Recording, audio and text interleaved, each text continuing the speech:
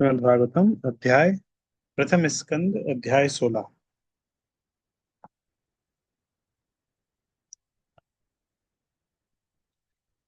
तो कल हमने पढ़ा था किस तरह युधिष्ठिर महाराज और सारे पांडव सब निकल गए थे प्रयाण पर। और उसके बाद जन्मेजय परीक्षित महाराज फिर शासन करने लगे थे। परीक्षित महाराज का शासन चल रहा है। इस अध्याय का नाम है परीक्षित रिसीव्स कलयुग। तो परीक्षित परीक्षित महाराज के समय में कलयुग का आगमन, ये इस अध्याय का नाम है। क्षुद्रायुषं नृणामंगम मृत्यानां मृत्युमिच्छताम् इहो पहुतो भगवान मृत्युषा मित्र कर्मणि। हे सुद गोस्वामी, मनुष्यों में से कुछ ऐसे हैं जो मृत्यु के से मुक्ति पाने के और शाश्वत जीवन प्राप्त करने के इच्छुक होते हैं। वे मृत्यु के नियंत्रक यमराज को बुलाकर वध किए जाने की क्रिया से बच जाते हैं। जैसे जैसे जीव निम्नतर पशु जीवन से उच्चतर मनुष्य जीवन में विकसित होकर धीरे धीरे उच्चतर बुद्धि प्राप्त करता है, क्यों तो वह मृत्यु के पास से मुक्त होने के लिए उत्सुक रहता है। आधुनिक विज्ञानी शरीर संबंधी रासायनिक ज्ञान की प्रगति द्वारा मृत्यु से बचना चाहते हैं, लेकिन दुर्भाग्यवश मृत्यु के नियंत्रक यमराज इतने क्रूर हैं कि वे खुद उस विज्ञानी तक को नहीं छोड़ते। जो विज्ञानी रासायनिक जो विज्ञानी वैज्ञानिक ज्ञान की प्रगति से मृत्यु रोकने का सिद्धांत प्रस्तुत करता है, वह खुद यमराज के बुलाने पर मृत्यु का शिकार बन जाता है। मृत्यु रोकने की बात तो कोसों दूर, कोई जीवन की लघु अवधि को क्षण के एक अंश भर भी नहीं बढ़ा सकता। यदि महाराज यमराज की क्रूर वध क्रिया को रोकने की कोई आशा है, तो यही है कि उन्हें बुलाकर भगवान के पवित्र नाम का श्रवण तथा कीर्तन कराया जाए। तो वैज्ञानिक विधि से कोई थोड़ा सा भी प्रगति नहीं कर सकता, लेकिन इस तरह अजामिल की उम्र बढ़ गई। किससे बढ़ी? केवल नारायण का नाम लेने। तो भगवान के नाम से उम्र बढ़ सकती है। यमराज भगवान के परम भक्त है और उन्हें शुद्ध भक्तों द्वारा कीर्तनों और यज्ञों में आमंत्रित किया जाना अच्छा लगता है, जो भगवान की भक्ति में निरंतर लगे रहते हैं। इस तरह शौनक आदि ऋषियों ने नैमिषारण्य में संपन्न हो रहे यज्ञ में यमराज को सम्मिलित होने के लिए आमंत्रित किया। यह उन लोगों के लिए अच्छा हुआ जो मरना नहीं चाहते थे। जब तक सभी की मृत्यु के कारण यमराज यहाँ पर उपस्थित है, तब तक किसी की मृत्यु नहीं होगी। ऋषियों ने मृत्यु के नियंत्रक यमराज को आमंत्रित किया है, जो भगवान के प्रतिनिधि है। उनकी पकड़ में आने वाले सारे जीवों को भगवान की दिव्य लीलाओं की इस वार्ता के रूप में मृत्यु रहित अमृत का श्रवण करने का लाभ उठाना चाहिए। प्रत्येक मनुष्य चाहता है कि उसकी मृत्यु न हो, किंतु वह यह नहीं जानता कि मृत्यु से छुटकारा कैसे पाया जाए। मृत्यु से बचने की रामबाण औषधि है भगवान की उन अमृत तुल्य लीलाओं का श्रवण करने के लिए अपने को अभ्यस्त करना, जो क्रमबद्ध रूप में श्रीमद् भागवत में कही गई है। अतएव यहाँ पर यह सलाह दी गई है कि कोई भी मनुष्य जो मृत्यु से मुक्ति पाने का अभिलाषी है, उसे शौनक आदि ऋषियों द्वारा संस्तुत जीवन शैली अपनानी चाहिए।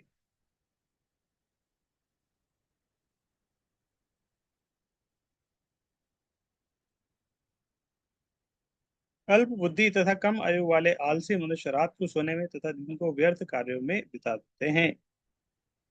इसी तरह का श्लोक दूसरे स्कंद में भी आता है, रात को सोने में और निद्रया हृते नित्यम दिवाचा व्यर्थ कर्म भी। तो हम अभी कौन सा अध्याय चल रहे हैं? 16 अध्याय पढ़ रहे हैं।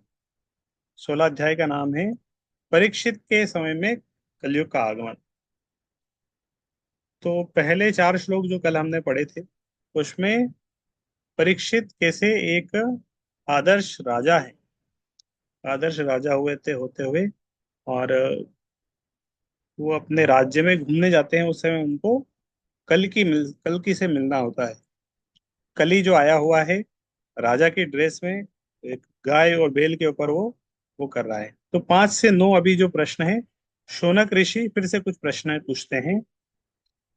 किनसे? सूत गोस्वामी से कुछ प्रश्न पूछते हैं, और फिर वो प्रश्नों के उत्तर शुरू होंगे 10 नंबर श्लोक से 10 से 17। Movement of Maharaj Parikshit as a conqueror against effect of Kali. तो ये प्रश्न, कुछ प्रश्न थे। इस प्रश्न के बाद फिर परीक्षित महाराज के बारे में सुद गोस्वामी बताएंगे। अल्पज्ञ लोग मनुष्य जीवन के वास्तविक महत्व को नहीं जानते। भोक्ति प्रकृति के द्वारा जीव पर दुखदायी कठोर नियम लागू करने की प्रक्रिया के दौरान जीव को मनुष्य जीवन प्रदान करना प्रकृति का एक विशेष उपहार है। ये जीवन के सर्वोच्च वरदान को प्राप्त करने अर्थात बारंबार होने वाले जन्म तथा मृत्यु के बंधन से निकलने के लिए अच्छा अवसर होता है। बुद्धिमान लोग बंधन से निकलने के लिए कठिन प्रयत्न द्वारा इस महत्वपूर्ण उपहार की रक्षा करते हैं, लेकिन अल्पज्ञ लोग आलसी होते हैं और इस उपहार स्वरूप मानव शरीर को भव बंधन से मोक्ष पाने के लिए प्रयोग करने में असमर्थ रहते हैं। वे तो तथाकथित आर्थिक विकास में अधिक रुचि दिखाते हैं और क्षणिक शरीर के इंद्रिय भोग हेतु जीवन भर कठिन श्रम करते रहते हैं। प्रकृति ने इंद्रिय भोग की अनुमति तो पशुओं को भी दे रखी है और इस तरह मनुष्य को भी अपने पूर्व जन्म या इस जन्म के अनुसार कुछ न कुछ इंद्रिय भोग तो दिया ही गया। तुझे हर व्यक्ति के भाग्य में कुछ न कुछ सुख है, वो आ जाता है। नहीं मांगने से भी सुख आ जाता है।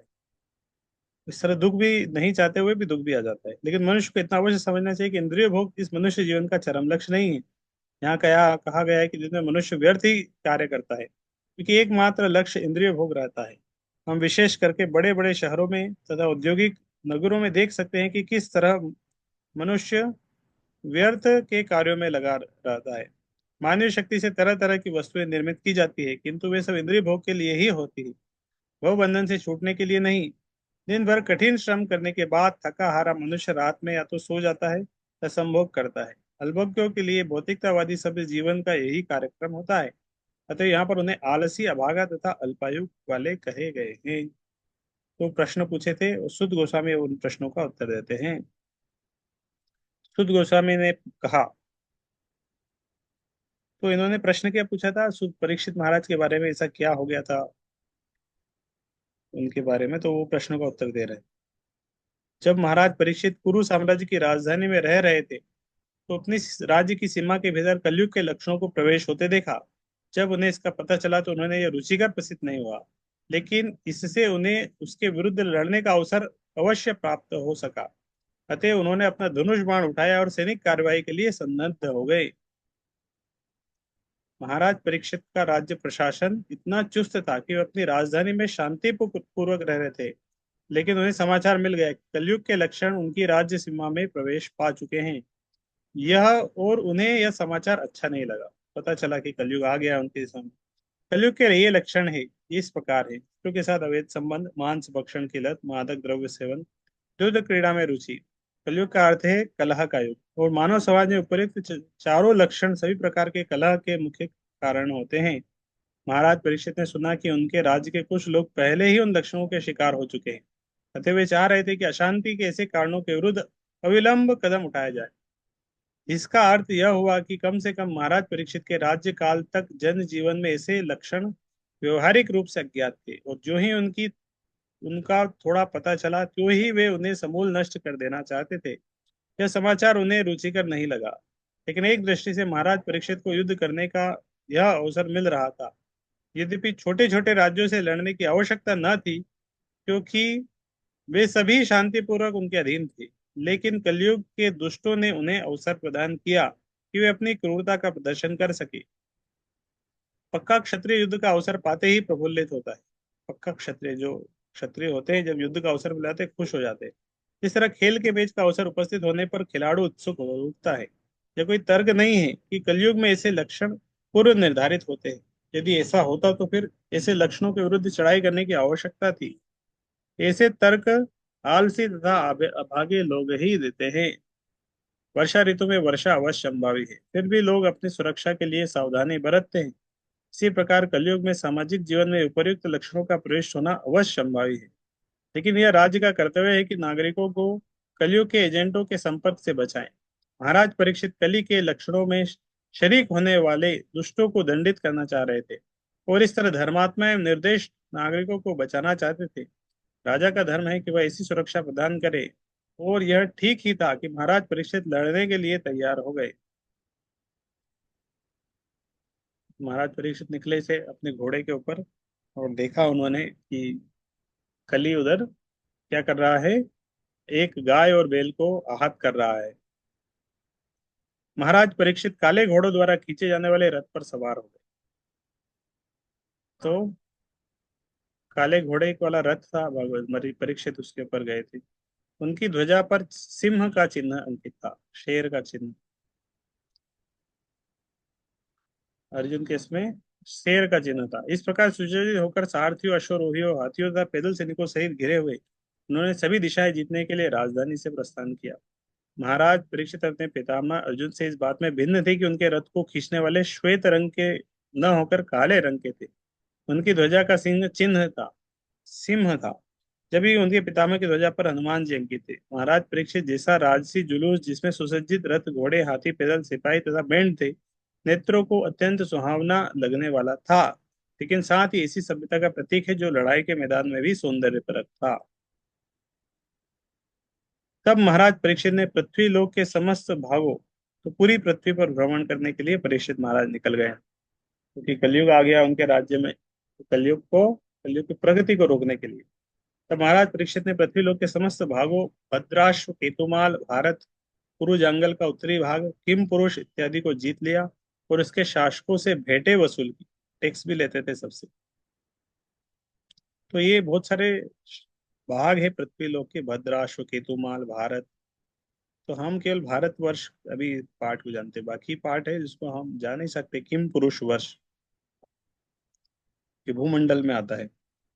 यह मेरु पर्वत के निकट का द्वीप है और यह गंधमादन पर्वत से खारे पानी के समुद्र तक फैला हुआ है।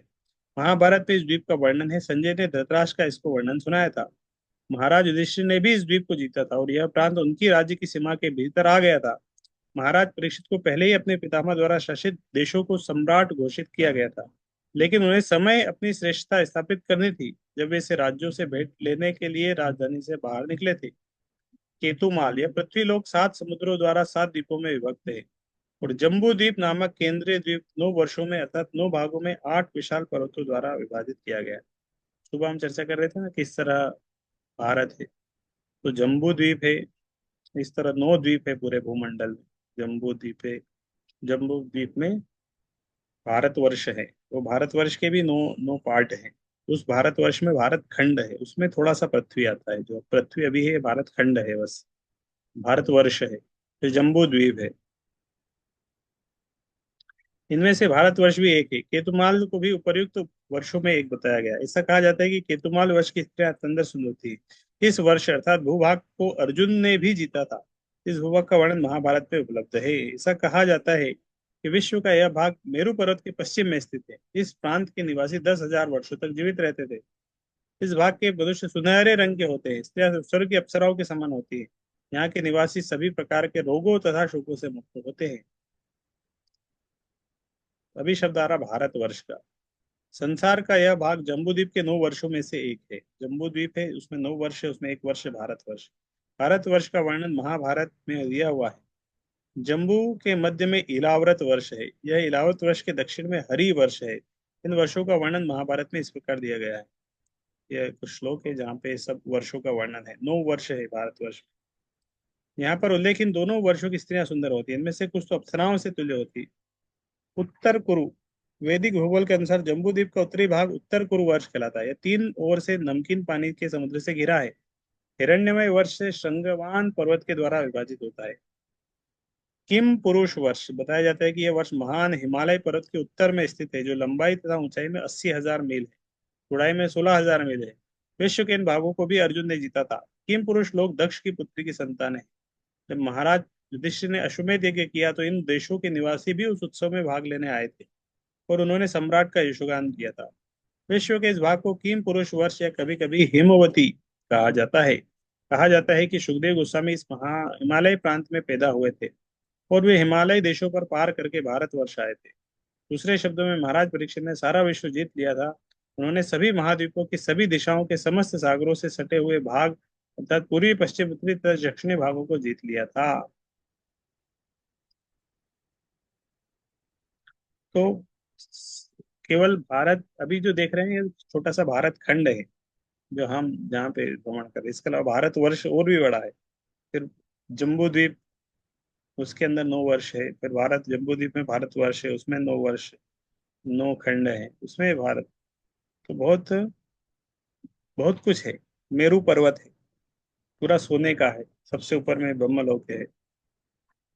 ये ब्रह्मांड में बहुत कुछ है, साइंटिस्ट वगैरह सब पता नहीं लगा पाएंगे, सब कुछ है इस तरह। राजा जहाँ कहीं भी जाते थे वो निरंतर अपने इन महान पूर्वजों का यशोगान सुनने को मिलता था, जो सभी भगवत भक्त थे। तो भगवान श्री कृष्ण के यशस्वी कार्यों की गाथा सुनने को भी मिलती है। तो यह भी सुनते कि किस तरह वे स्वयं अश्वत्थामा के ब्रह्मास्त्र के प्रचंड ताप से भगवान कृष्ण द्वारा बचाए गए थे। लोग वृष्णि तथा वंशियों के मध्य अत्यधिक स्नेह का भी उल्लेख करते, क्योंकि प्रथा भगवान केशव के प्रति अत्यधिक श्रद्धावान थी। राजा ने इसे यशोगान करने वालों से अत्यधिक प्रसन्न होकर परम संतोष के साथ अपनी आंखें खोली। उदारतावश उन्होंने प्रसन्न होकर उन्हें मूल्यवान मालाएं तथा वस्त्र भेंट किए। राजाओं तथा राज्य के बड़े बड़े लोगों का स्वागत के संबोधनों द्वारा मान दिया जाता है। यह प्रथा अनादिकाल से चली आ रही है। महाराज परीक्षित तो विश्व के विख्यात सम्राटों में से थे। अतएव विश्व के जिन जिन स्थानों में जाते वहां उनको मान पत्र दिया जाता था। तो पहले ही अर्जुन ने हर हर सब कुछ जीत लिया था, और अर्जुन के डिसेंडेंट थे ये। तो जहां जहां परीक्षित जाते थे हर जगह उनको टैक्स मिलता था, उनको मान दिया जाता था कि आप ही सम्राट है। इन संबोधनों के विषय होते थे कृष्ण। कृष्ण का अर्थ है कृष्ण तथा उनके सनातन भक्त। जिस तरह राजा का अर्थ होता है राजा तथा उससे विश्वास पात्र दरबारीगण। कृष्ण तथा उनके अनन्य भक्तों को विलग नहीं किया जा सकता। अतएव भक्त के यशोगान का अर्थ है भगवान का यशोगान, और भगवान के यशोगान का अर्थ है भक्त का यशोगान। महाराज परीक्षित का अपने पूर्वज महाराज युधिष्ठिर तथा अर्जुन का यशोगान सुनकर इतनी प्रसन्नता न होती यदि वे सब भगवान कृष्ण के कार्यकलाप से जुड़े न होते। तो जहां जहां जाते उन्हें अर्जुन की इस तरह महिमा सुनने को मिलता है। अब भगवान अपने भक्तों का उद्धार के उद्देश्य से ही अवतरित होते हैं। भक्तगण भगवान की उपस्थिति से ही महिमा मंडित हो जाते हैं, क्योंकि भगवान तथा उनकी विभिन्न शक्तियों के बिना क्षण भर भी नहीं रह सकते। भक्तों के लिए भगवान अपने कार्यों तथा महिमा से उपस्थित रहते हैं। अतः जो भगवान के कार्यों द्वारा उनका यशोगान किया जा रहा था, तो उन्हें भगवान की उपस्थिति का अनुभव हुआ। विशेष रूप से जब भगवान ने माता के गर्भ में ही उनकी रक्षा की थी। भगवान ने के भक्त कभी संकट में नहीं होते, किंतु भौतिक जगत में वे ऊपरी रूप से भयावह स्थितियों में पड़ जाते हैं, क्योंकि ये जगत पद पद पर संकटों से भरा हुआ है।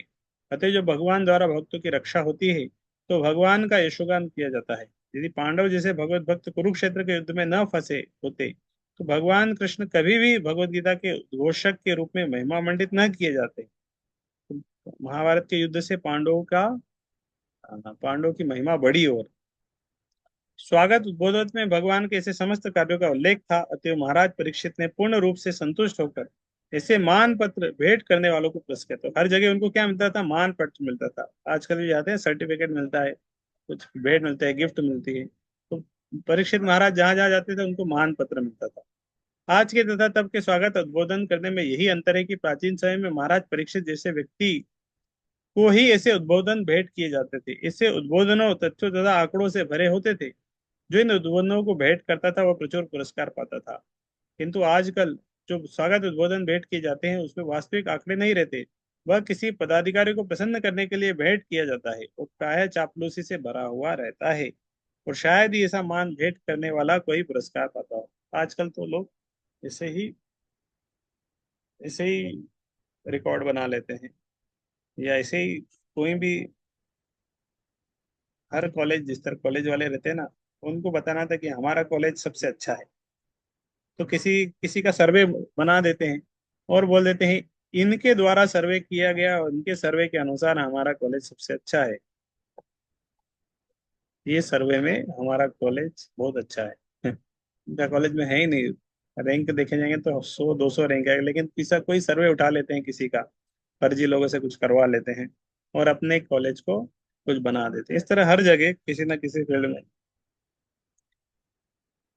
महाराज परीक्षित ने सुना कि जिन भगवान कृष्ण की आज्ञा का पालन सारा जगत करता है, उन्होंने अपनी अहेतु की कृपा से पांडु के विनीत पुत्रों की उनकी इच्छानुसार सभी प्रकार से सेवाएं की, जिनमें सारथी बनने से लेकर अग्र पूजा ग्रहण करने तथा दूध बनने, मित्र बनने, रात्रि में रक्षक बनकर सेवाएं करने के कार्य सम्मिलित है।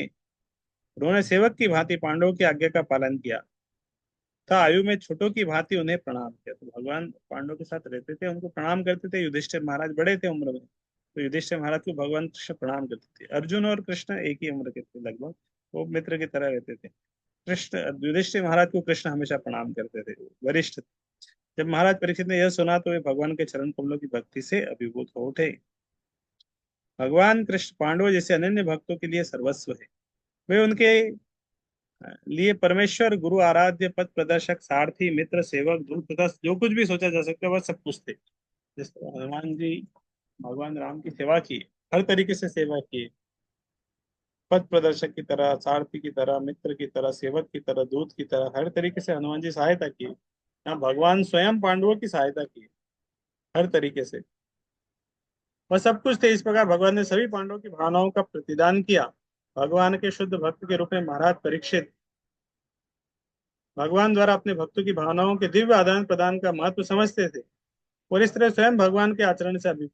मात्र अपने शुद्ध भक्तों के साथ भगवान के आचरण के महत्व को समझ लेने से ही मोक्ष प्राप्त किया जा सकता है। यद्यपि भक्तों के साथ भगवान के आचरण सामान्य मानवीय आचरण जैसे प्रतीत होते हैं, लेकिन जो उन्हें यथार्थ रूप में समझता है वह तुरंत ही भगवत धाम जाने के लिए सुपात्र बन जाता है। पांडव जन भगवान की इच्छा के प्रति इतने विनीत थे कि वे भगवान की सेवा में कितनी ही शक्ति लगा सकते थे, और इसे अनन्य संकल्प से वे इच्छित रूप में भगवान की कृपा के भाजन बन सके थे। तो अब तुम लोग मुझसे वह घटना सुन सकते हो जो जो तब घटी जब महाराज परीक्षित अपने पूर्वजों की उत्तम मृत्यु के विषय में सुनते हुए उन विचारों में डूबे हुए दिन बिता रहे थे। तो वो उस जगह पर पहुंचे थे जहाँ पे ये कली था, साक्षात धर्म बेल के रूप में विचरण कर रहा था।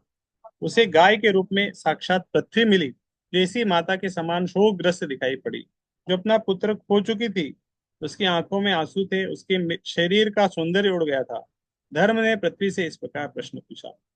तो धर्म साक्षात बेल के रूप में था, और पृथ्वी गाय के रूप में थी। कंस के समय भी देखिए, पृथ्वी गाय का रूप लेके भगवान के पास जाती है, प्रार्थना करती है ब्रह्मा जी के पास जाके। तो पृथ्वी ने गाय का रूप लिया, धर्म ने बेल का। दोनों दुखी थे। बेल नैतिक सिद्धांत का प्रतीक है और गाय पृथ्वी की प्रतिनिधि है। जब बेल तथा गाय प्रसन्न मुद्रा में रहते हैं तो यह माना जाता है कि संसार भर के लोग भी प्रसन्न है। जब बेल गाय प्रसन्न है तो संसार के लोग प्रसन्न होंगे। लेकिन जब बेल और गाय प्रसन्न नहीं है, इसका अर्थ क्या हुआ? अभी तो वर्तमान में हम देख सकते हैं, बेल की जरूरत ही नहीं पड़ी लोगों की। बेल की जरूरत ही नहीं, हाँ, सब ट्रैक्टर आ गए हैं, तो बेल को यूजलेस कर दिया। गाय की भी उतनी जरूरत नहीं है। इसका कारण यह है कि बेल खेतों से अन्न उपजाने में सहायता करता है, गाय दूध देती है, जो समग्र भोज्य आहारों में चमत्कारिक पदार्थ है। अतः मानव समाज इन दो महत्वपूर्ण पशुओं की बड़ी ही सावधानी से पालन करता है, जिससे वे प्रसन्नता पूर्वक सर्वत्र विचरण कर सके। लेकिन आज के समय में इस कलयुग में बेल तथा गाय दोनों का वध हो रहा है, और दोनों ही उन लोगों द्वारा भोजन के रूप में उपयोग में लाए जा रहे हैं जो ब्राह्मण संस्कृति को नहीं। तो सेवा करना तो छोड़ो। एक होता है ना कि ठीक है हम सेवा नहीं कर रहे, सेवा तो नहीं कर रहे हैं, उसको निग्लेक्ट कर रहे हैं। दूसरा, उसको खाना बना लिया है, भोजन बना लिया है, मांसाहार कर रहे हैं। समस्त मानव समाज के कल्याण है तो ब्राह्मण सभ्यता को समस्त सांस्कृतिक मामलों में सर्वोपरि सिद्ध मानकर बेल तथा गाय को बचाया जा सकता है। इसी संस्कृति की समृद्धि से समाज का मनोबल समुचित रूप से बना रहता है, और इस तरह बिना किसी बाहरी प्रयास के ही शांति तथा समता संपन्नता प्राप्त हो जाती है। जब ब्राह्मण संस्कृति का पतन होता है तो गाय बैल के साथ दुर्व्यवहार होता है, और जो परिणाम निकलता है उसके लिए प्रमुख लक्षण है। तभी धर्म उवाच, धर्म मतलब बेल बोलने लगा। बेल कुछ बोलने लगा उसको।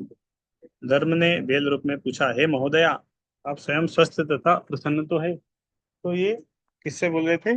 पृथ्वी, पृथ्वी से वो बोल रहे थे। धर्म बोल रहा है किसको? पृथ्वी को। दोनों ही दुखी हैं। अब दोनों दुखी है, और उसमें एक दुखी दूसरे को बोल रहा है कि आप कैसे हैं, स्वस्थ तो है, प्रसन्न तो है, आप शोक की छाया से आवृत क्यों है? आपके मुख से ऐसा लगता है कि आप म्लान पड़ गई, कि आपको कोई भीतरी रोग हो गया है, या आप अपने किसी दूर स्थित संबंधी के विषय में सोच रहे हैं, पूछ रहे हैं गाय से कि क्या हो गया आपको? इस कलयुग में विश्व भर के लोग सदैव चिंताग्रस्त रहते हैं। हर एक किसी न किसी रोग से ग्रस्त है। इस युग के लोगों के चेहरों से ही उनके मनों की बात पढ़ी जा सकती है।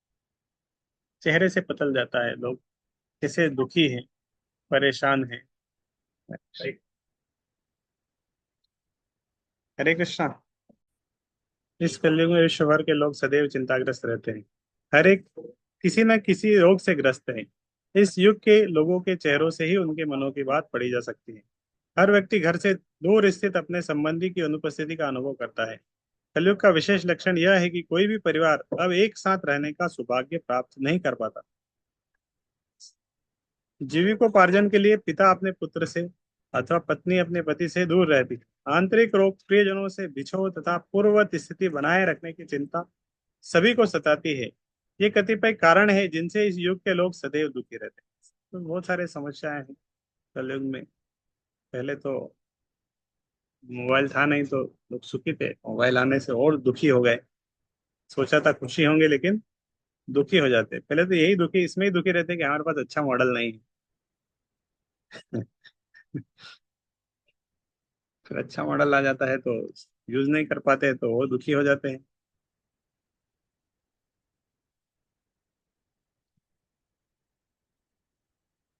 मेरे तीन पाँव नहीं रहे और अब मैं केवल एक पाँव पर खड़ा हूँ। क्या आप मेरी दशा पर शोक कर रही हैं? इस बात पर कि अब लोग अवैध मांस भक्षण भक्षक का आपका शोषण करेंगे, या आप इसलिए दुखी है कि अब देवताओं को यज्ञ की बलि में से अपना हिस्सा नहीं मिल रहा है, क्योंकि इस समय कोई यज्ञ संपन्न नहीं हो रहे थे, या आप दुर्भिक्ष तथा सूखे के कारण दुखी जीवों के लिए दुखित हो रहे हैं? तो बहुत सारे रीजन पूछ रहे हैं। आ, धर्म और धर्म और पृथ्वी में चर्चा चल रही है, मतलब गाय और बैल आपस में दोनों चर्चा कर रहे हैं। तो बैल एक पैर पे खड़ा था, बैल भी परेशान है। वो तीन पाँव नहीं, अब मैं केवल एक पाँव पर खड़ा हूँ। तो बैल खुद ही एक पाँव पे खड़ा है और वो परेशान होके उससे पूछ रहा है कि आप कैसे हैं। और दोनों ही परेशान, एक दूसरे से चर्चा कर रहे हैं। तो कल हम पढ़ेंगे फिर इसके आगे कि क्या चर्चा होता है दोनों के बीच में। 20 नंबर श्लोक, 20 नंबर श्लोक से कल कंटिन्यू पढ़ेंगे। हरे कृष्ण। ठीक है। तो